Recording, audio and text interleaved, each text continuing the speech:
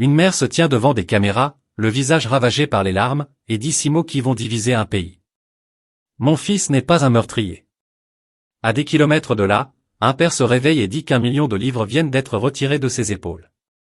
Son fils de 19 ans est mort. Le garçon accusé de l'avoir tué vient d'être condamné à 35 ans de prison. 2 familles. Une salle d'audience.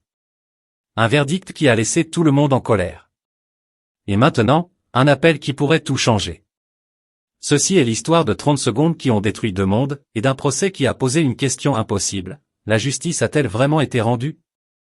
Avant d'aller plus loin, si vous appréciez les enquêtes approfondies sur des affaires qui défient les réponses simples, prenez une seconde pour vous abonner à les carnets cachés du True Crime. Cette histoire va vous demander de remettre en question tout ce que vous pensez savoir sur la culpabilité, l'innocence et ce qui se passe vraiment dans une salle d'audience. Maintenant, allons-y. Le 10 juin 2026. Le lendemain d'un verdict est toujours révélateur. Les caméras quittent le tribunal, la foule rentre chez elle, et ce qui reste, ce sont juste des familles. Brutes. Épuisées. Brisées de différentes manières. Le matin après que Carmelo Anthony ait été condamné à 35 ans de prison, les 2 familles ont pris la parole. Ce qu'elles ont dit vous dira tout ce que vous devez savoir sur pourquoi cette affaire ne sera jamais simple. Jeff Metcalf s'est réveillé ce matin-là et a dit quelque chose de calme, quelque chose d'inattendu. Il a dit que lorsqu'il s'est réveillé, c'était un sentiment très différent. Il a dit qu'il se sentait comme si 1 million de livres avaient été retirés de ses épaules. Mais il a aussi dit ceci. Les gens pensent que le deuil est la tristesse. Ce n'est pas le cas. C'est de la rage. De la rage pure et non filtrée. Il a parlé des images de la caméra corporelle de la scène, comment il pouvait entendre Hunter, le jumeau d'Austin, hurler « Oh mon Dieu, mon frère, mon jumeau ». Il a dit qu'en tant que parent, vous voulez toujours protéger vos enfants, et qu'il n'était pas là pour arranger ça. Il a dit qu'il avait pardonné à Carmelo, mais il a bien précisé que le pardon n'était pas pour Carmelo. Il était pour lui-même. Pour que la rage et la haine ne le dévorent pas vivant comme un cancer. C'est un homme qui essaie de survivre à l'insurvivable. De l'autre côté de la ville, dans une maison très différente, une famille très différente essayait aussi de survivre. Les parents de Carmelo Anthony se sont assis avec CBS News, et ce qui est sorti de cette interview a arrêté les gens nets. Andrew Anthony et Kalae. Le père et la mère de Carmelo. Un jour après que leur fils ait été emmené dans une prison d'État du Texas, ils se sont assis devant des caméras et ont dit ce qu'ils retenaient depuis plus d'1 an. Kalae a parlé en premier. À travers les larmes, à travers une voix qui tenait à peine, elle l'a dit clairement. Mon fils n'est pas un meurtrier. Mon fils n'avait pas l'intention de blesser qui que ce soit. Mon fils se défendait. Et c'est ça qui fait si mal. Laissez ça résonner. C'est une mère. Une mère qui regarde son premier-né, son aîné, le garçon qu'elle a déménagé de Bâton Rouge au Texas pour lui donner une meilleure vie, être emmené menotté pour purger 35 ans. Et elle ne croit pas qu'il soit un meurtrier. Elle a raconté le moment où elle s'est tenue devant le jury lors de la condamnation. Juste elle. Pas d'autres témoins. Pas de pièce à conviction de la défense. Juste une mère suppliant 12 étrangers d'épargner son fils. Elle a dit qu'elle leur avait dit « Ayez pitié de mon fils ». C'est ce que j'ai dit au jury. Et puis elle a dit quelque chose qui va rester avec vous. Elle a dit « Je sais qu'ils avaient déjà pris leur décision. Il n'y avait vraiment pas grand-chose que je puisse dire pour changer d'avis. » Avait-elle raison à ce sujet? Nous y reviendrons. Mais d'abord, son père a parlé. Andrew Anthony. Et ses mots ont frappé différemment. Il ne pleurait pas. Il était quelque part au-delà des pleurs. Quelque part qui ressemble à une dévastation contrôlée. Il a dit, nous étions délirants. Nous pensions que nous allions avoir un traitement équitable. Délirant. C'est un homme qui est entré dans cette salle d'audience en croyant au système, et en est sorti en croyant que le système avait déjà pris sa décision. Il a dit que le tribunal de l'opinion publique avait condamné son fils bien avant qu'un jury ne soit constitué. Il a dit qu'il était condamné quand il est sorti de la prison. Si vous regardez les informations, il était déjà condamné. C'était déjà fait. Il n'y avait pas d'innocence jusqu'à preuve du contraire. Il était déjà coupable. Et puis, la partie qui m'a complètement arrêté. Il a dit que les menaces n'ont pas cessé. Même après le verdict. Même après que 35 ans aient été prononcés. Même après qu'ils aient obtenu ce qu'ils voulaient, ces mots, les gens veulent toujours qu'il soit mort. Il a dit qu'il regarde son téléphone et que les gens menacent sa famille. Veulent qu'il soit mort. Alors maintenant, nous devons être honnêtes. Parce que Kalae a fait une affirmation spécifique. Elle a dit que son fils n'avait pas l'intention de tuer qui que ce soit. Elle a dit qu'il se défendait. Et elle a dit que le jury avait déjà pris sa décision avant même qu'elle n'ouvre la bouche. Alors regardons cela honnêtement. De tous les côtés. A-t-elle raison de dire que son fils n'avait pas l'intention de tuer? Voici ce que les preuves auraient montré selon les rapports. Carmelo Anthony n'est pas arrivé à cette rencontre d'athlétisme en prévoyant de poignarder Austin Metcalf. Ces garçons ne s'étaient jamais rencontrés auparavant. Il n'y avait pas de complot prémédité. Pas de plan. Pas d'histoire entre eux. Sur ce point étroit, elle pourrait avoir raison. Mais voici où ça se complique. Selon la loi du Texas, le meurtre ne nécessite pas que vous le planifiez des jours à l'avance. Vous pouvez former l'intention de tuer en une fraction de seconde. Le moment où vous sortez un couteau et poignardez quelqu'un au cœur. La loi dit que c'est un meurtre, parce que l'intention existe dans l'action elle-même. Carmelo aurait atteint son sac, sorti un couteau, et poignardé Austin Metcalf une fois dans la poitrine. Le médecin légiste aurait dit que la blessure n'était pas survivable. Cette séquence. Ce choix en ces 30 secondes. C'est ce pourquoi le jury l'a condamné. A-t-elle raison de dire que le jury avait pris sa décision avant qu'elle ne parle? C'est plus difficile. Regardez les faits rapportés. 12 jurés. 0 d'entre eux noirs. Ils ont délibéré moins de 3 heures pour condamner. Moins de 3 heures pour condamner dans une affaire aussi complexe. Aussi chargée racialement. Aussi scrutée nationalement. C'est une décision rapide. Était-ce parce que les preuves étaient écrasantes? Peut-être. Selon les rapports, l'accusation avait 21 témoins. Ils avaient de la vidéo. Ils avaient l'aveu de Carmelo sur la scène. Ou était-ce parce que ces 12 personnes, dont aucune ne partageait le parcours de Carmelo, sa communauté, son expérience raciale, n'allaient jamais voir cette situation comme un jury plus diversifié aurait pu le faire? C'est la question que la Cour d'appel du 5e district à Dallas va devoir examiner. Voici ce qu'un avocat d'appel de Dallas, David Cole, qui aurait traité des appels pendant des décennies et n'était pas impliqué dans cette affaire, aurait dit à CBS Texas. Il a dit que les questions les plus solides en appel pourraient avoir très peu à voir avec ce que le jury a entendu. Elles pourraient avoir tout à voir avec la question de savoir si le procès a été mené correctement. Il l'aurait présenté en 3 questions. Étions-nous dans le bon comté? Avons-nous sélectionné le jury correctement? Et avons-nous dit au jury quoi faire correctement? 3 questions. L'une d'entre elles répondue de manière erronée par une cour d'appel pourrait tout changer. Maintenant, nous devons parler de ce qui s'est passé à l'extérieur de ce tribunal, parce que c'est devenu sa propre histoire. Son propre moment. Après que le verdict soit tombé le 9 juin, une foule se serait rassemblée sur le parking du tribunal à McKinney, Texas. Des partisans. Des membres de la famille. Des gens qui auraient conduit de tout l'État pour se tenir là. Et puis Toni serait sortie. La grand-mère de Carmelo. Elle monterait dans une voiture pour partir. Et elle aurait commencé à scander 3 mots encore et encore. Raciste. Partial. Préjugé. La foule l'aurait repris et ça aurait grandi. Toni est une grand-mère qui vient de voir son petit-fils de 19 ans être condamné à 35 ans de prison. Elle est dans un parking. Elle ne fait pas d'arguments juridiques. Elle ne soumet pas de mémoire à la cour d'appel du 5e district. Elle est une grand-mère dans la douleur en public disant le seul mot qu'elle a. Mais voici la question que nous devons poser. A-t-elle tort? Pas au sens émotionnel. Au sens factuel, juridique, documenté. Parce que voici ce que nous savons d'après les rapports qui se sont produits lors de ce procès. L'accusation aurait utilisé ces 3 dernières récusations péremptoires sur les 3 dernières jurées potentielles noires. Toutes les 3.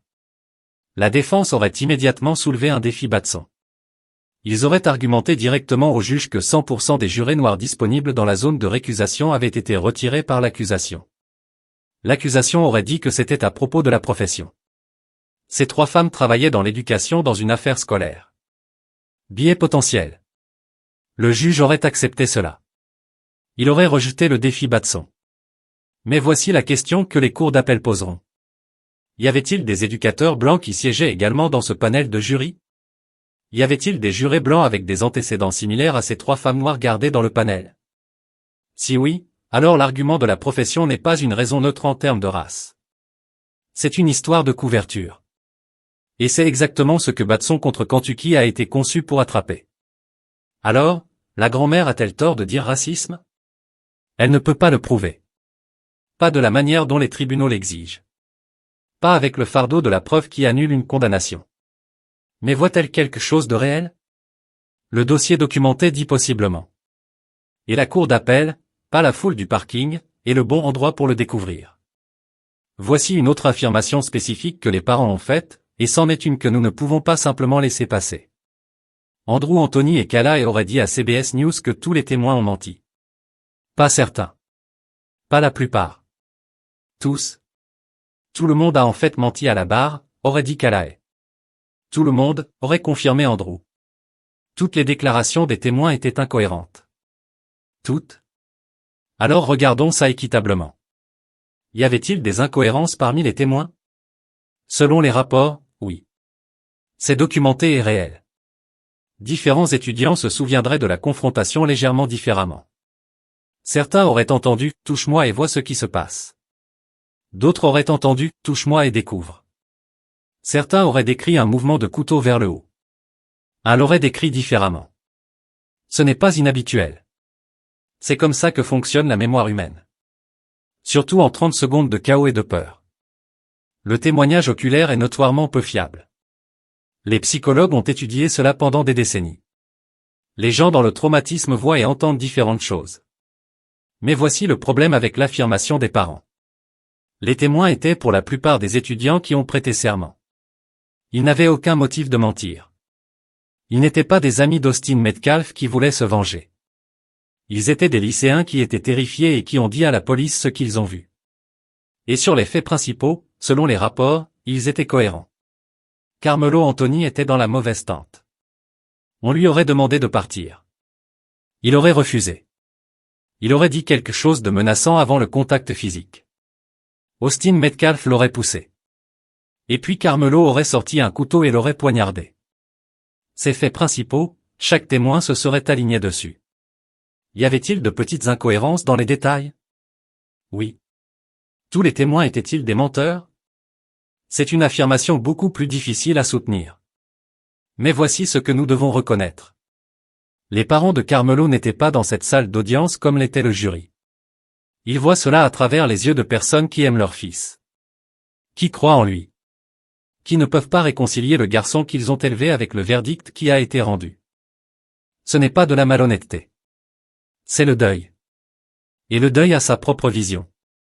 Si vous êtes toujours avec moi et que cette affaire vous interpelle, faites une pause et appuyez sur le bouton j'aime. Ça aide vraiment la chaîne Les Carnets Cachés du True Crime à continuer à apporter ces enquêtes approfondies. Et nous n'avons même pas encore atteint la partie la plus choquante. Voici le détail que la plupart des gens ont manqué dans tout le bruit. Carmelo Anthony aurait déposé un avis d'appel lui-même. Personnellement.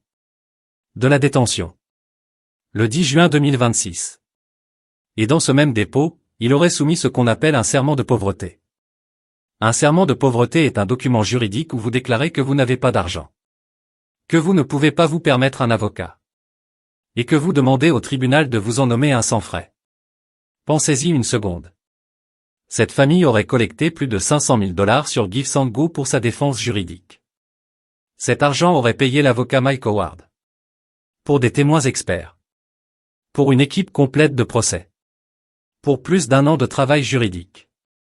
Et maintenant, le lendemain du verdict, Carmelo Anthony dit à un tribunal qu'il ne peut pas se permettre un avocat. Qu'est-il arrivé à l'argent? La réponse honnête est qu'il a été dépensé. Un procès pour meurtre d'1 an dans une affaire très médiatisée avec des avocats privés facturant des tarifs pleins peut facilement consommer 500 000 $. Parfois plus. Mike Howard aurait confirmé après le verdict que l'appel avait été déposé, mais les propres documents judiciaires de Carmelo suggèrent qu'il pourrait ne pas être en mesure de garder Howard pour le processus d'appel. Cela compte parce que le droit d'appel est son propre monde spécialisé. Les avocats qui se battent au procès ne sont pas toujours les avocats qui gagnent les appels. Vous avez besoin d'un spécialiste des appels qui sait comment lire la jurisprudence, rédiger des mémoires écrits et argumentés devant des panels de juges. Si Carmelo Anthony se retrouve avec un avocat commis d'office pour cet appel, la question devient combien de temps et de ressources cet avocat peut consacrer à une affaire aussi complexe. L'État du Texas nomme des avocats pour les appelants indigents, mais ces avocats portent de lourdes charges de travail. Les ressources ne sont pas les mêmes que pour un conseil privé. Cela pourrait avoir une importance significative. Très bien, soyons spécifiques, parce que l'appel a été déposé, mais déposer n'est qu'un coup de départ. La course vient à peine de commencer. Voici ce qui se passerait ensuite, étape par étape, selon la procédure standard. Premièrement, l'équipe de défense, qui que ce soit au final, demanderait que le bureau du greffier du district du comté de Collin envoie tous les documents du procès à la cour d'appel du 5e district au centre-ville de Dallas. Chaque transcription. Chaque pièce à conviction. Chaque motion. Chaque décision. Des milliers de pages. Deuxièmement, il demanderait que le greffier judiciaire prépare une transcription complète du procès. Chaque mot prononcé dans cette salle d'audience tapé. Cela seul prend des mois.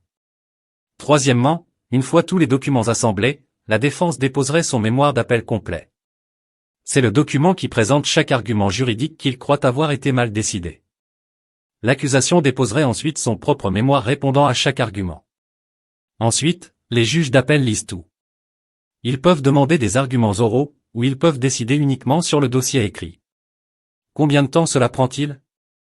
L'avocat d'appel de Dallas, Chad Ruback, aurait été direct à ce sujet. Il aurait dit que ce processus peut prendre des mois ou des années. Les affaires les plus complexes prennent le plus de temps. Et c'est une affaire complexe. L'avocat d'appel David Cole, qui aurait traité des appels pendant des décennies, aurait été interrogé sur la question de savoir si Carmelo avait une vraie chance. Il aurait choisi ses mots avec soin. Il aurait dit que l'appel ne porterait pas sur ce que le jury a entendu. Il se concentrerait sur la question de savoir si le procès a été géré correctement. Il aurait identifié 3 principaux domaines d'intérêt. Cette affaire était-elle dans le bon comté? Aurait-elle dû être déplacée ailleurs compte tenu de l'intense publicité avant le procès?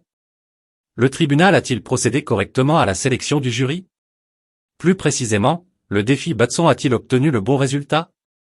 Et le juge a-t-il correctement instruit le jury sur la loi? Les instructions du jury sur la légitime défense, sur la passion soudaine, sur le fardeau de la preuve ont-elles été données avec précision? N'importe lequel de ces 3 domaines, si le 5e district trouve une erreur, pourrait entraîner une annulation de la condamnation ou un nouveau procès. Mais voici ce que Ruback aurait dit que vous devez vraiment entendre. C'est vraiment difficile de convaincre une cour d'appel d'annuler un verdict de jury une fois que le jury a siégé et entendu toutes les preuves. Vraiment difficile. Pas impossible. Mais vraiment difficile. Les statistiques sur les appels criminels au Texas sont sobres. La grande majorité sont refusées. Le système de jury est conçu pour être le dernier mot sur les faits. Les cours d'appel ne sont pas là pour rejuger les affaires. Elles sont là pour trouver des erreurs juridiques. Pas pour décider si Carmelo Anthony est coupable. Pour décider si le processus qu'il a trouvé coupable était équitable. Nous ne pouvons pas fermer cette histoire sans parler du bruit, parce qu'il devient plus fort, pas plus silencieux. Cardi B aurait posté sur X la nuit du verdict. Elle aurait dit que l'accusation voulait juste faire un exemple de Carmelo. Son message aurait atteint des millions de personnes en quelques heures. La représentante Jasmine Crockett, une congressiste du Texas, serait allée sur son podcast après le verdict. Elle aurait parlé de race. Elle aurait parlé du comté de Collin. Elle aurait fait des affirmations sur le jury qui étaient factuellement contestées. Elle aurait dit que Carmelo Anthony aurait été traité totalement différemment par le système juridique s'il avait été un garçon blanc qui avait tué un garçon noir. La congressiste fait un argument politique. Elle est autorisée à le faire. Mais quand elle aurait fait des affirmations spécifiques fausses sur la composition du jury, des faits qui pouvaient être vérifiés, cela a brouillé la conversation. Jeff Metcalf se serait tenu à ce tribunal et aurait dit directement à la foule et à quiconque écoutait, ce n'était jamais une question de race ou de politique, mais ce que vous avez fait, c'est de choisir d'en faire une question des deux. Et voici la tension au centre de tout. Ces 2 choses peuvent être vraies en même temps. Une affaire peut concerner un acte spécifique. Un couteau. Une tente. 30 secondes. Et le système juridique peut toujours avoir des problèmes structurels autour de la race qui ont façonné la façon dont cet acte spécifique a été poursuivi, jugé et condamné.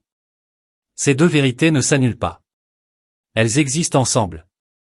Et c'est ce qui rend cette affaire si impossible à résoudre proprement. Austin Metcalf est mort. C'est vrai. Et c'est réel. Et c'est une tragédie qui ne peut être défaite. Carmelo Anthony a été condamné par un jury entièrement blanc dans une affaire racialement chargée. C'est aussi vrai selon les rapports. Et le système juridique a des outils spécifiquement conçus pour examiner si ce processus était équitable. Ces outils sont maintenant en mouvement.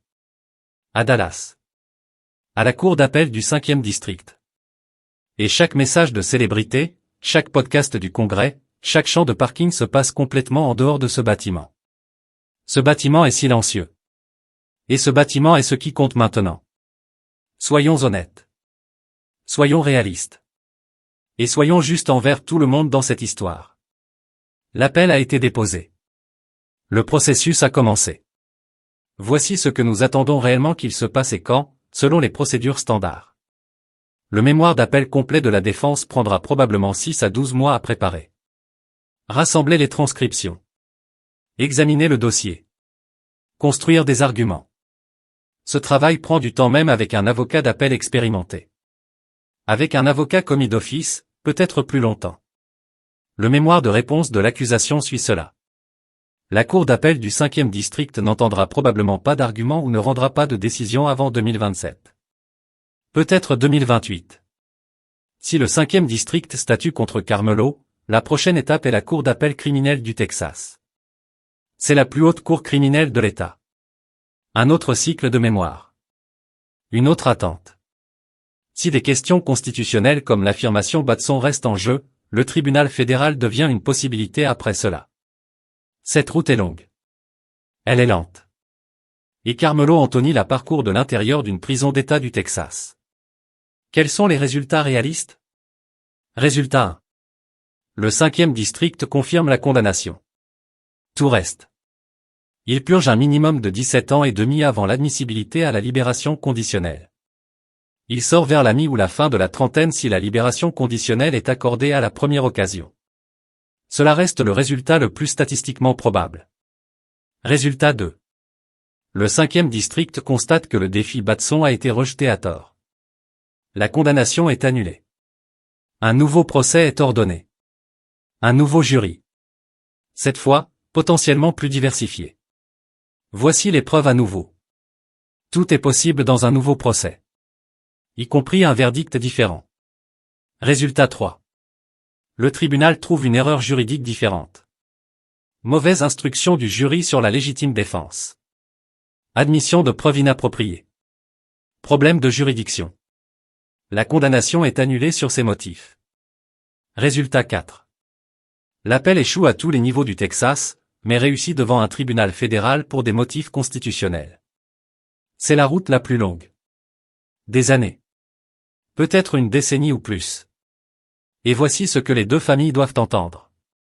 Pour la famille Anthony, l'espoir n'est pas irrationnel. Les motifs juridiques sont réels selon les rapports. Documentés. Préservés. Les tribunaux ont annulé des condamnations pour des motifs Batson au Texas plusieurs fois auparavant. Ce n'est pas garanti. Mais ce n'est pas impossible. Pour la famille Metcalf, on leur a déjà dit par le système juridique que la vie de leur fils comptait assez pour condamner son tueur à 35 ans. Ce verdict tient pour l'instant. Et à moins qu'un tribunal ne trouve une erreur juridique spécifique et prouvable, il continuera de tenir. Aucune des deux familles ne peut se reposer. C'est la partie la plus cruelle de tout cela. Jeff Metcalf aurait dit que le pardon était pour lui, pour que la rage ne le dévore pas vivant. Kala et ne cessera pas de se battre pour ce qu'elle croit être la justice pour son fils. Hunter Metcalf porte 2 diplômes. Carmelo Anthony serait dans un établissement d'accueil à Huntsville, Texas. Étant classé. Étant traité. Recevant un numéro. Et dans un tribunal au centre-ville de Dallas, le prochain chapitre de cette affaire serait déjà en préparation. Silencieusement. Lentement. Sans caméra. Sans foule. Sans chant. Juste des juges. Des documents. Et la question qui a toujours été au cœur de cette affaire. Le processus était-il équitable? Nous le saurons. Mais pas aujourd'hui. Et pas demain. Probablement pas avant une autre année. Peut-être 2. Peut-être plus. C'est la réalité du système juridique américain. Et ces 2 familles vont devoir vivre à l'intérieur de cette réalité pendant très, très longtemps. Si cette enquête vous a fait réfléchir, si elle vous a fait remettre en question ce que signifie vraiment la justice, alors rejoignez cette communauté. Abonnez-vous à les carnets cachés du True Crime. Parce que les vraies histoires ne sont jamais aussi simples qu'elles le paraissent. Et nous continuerons à les raconter. Honnêtement. Complètement. Sans peur de la complexité. Parce qu'au final, c'est ce que nous devons tous aux personnes dans ces histoires. La vérité. Même quand elle est inconfortable. Surtout quand elle l'est.